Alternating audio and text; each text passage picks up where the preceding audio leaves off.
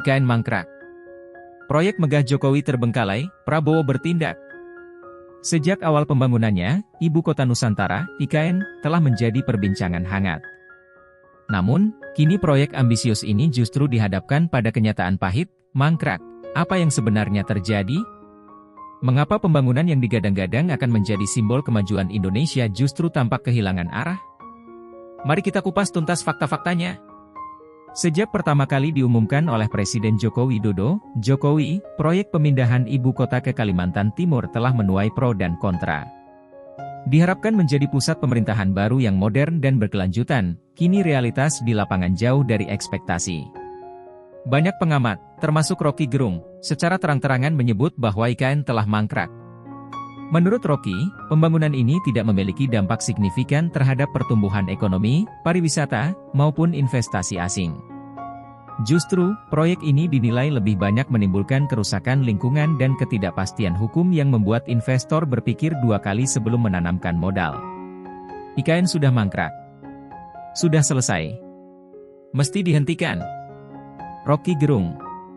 Kondisi ekonomi nasional dan global yang sedang sulit membuat proyek ini makin diragukan kelangsungannya.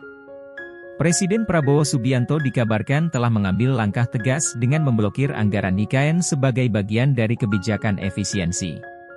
Dalam keadaan ekonomi sulit, anggaran IKN seharusnya nol karena nggak ada gunanya, kata Rocky Gerung. Keputusan ini menuai banyak reaksi. Di satu sisi, ada yang mendukung langkah efisiensi ini demi menjaga stabilitas ekonomi nasional.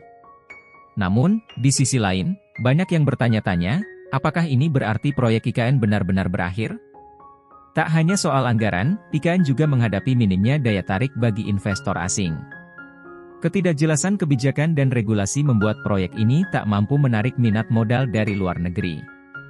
Selain itu, muncul pula sindiran dari Rocky Gerung terkait Wakil Presiden Gibran Rakabuming Raka. Ia menyarankan agar Gibran berkantor di IKN sebagai upaya agar proyek ini tetap berjalan. Kami ingin Prabowo bikin kepres khusus untuk menyenangkan Jokowi, untuk anaknya itu, Gibran, Rep, ujar Rocky dengan nada satir.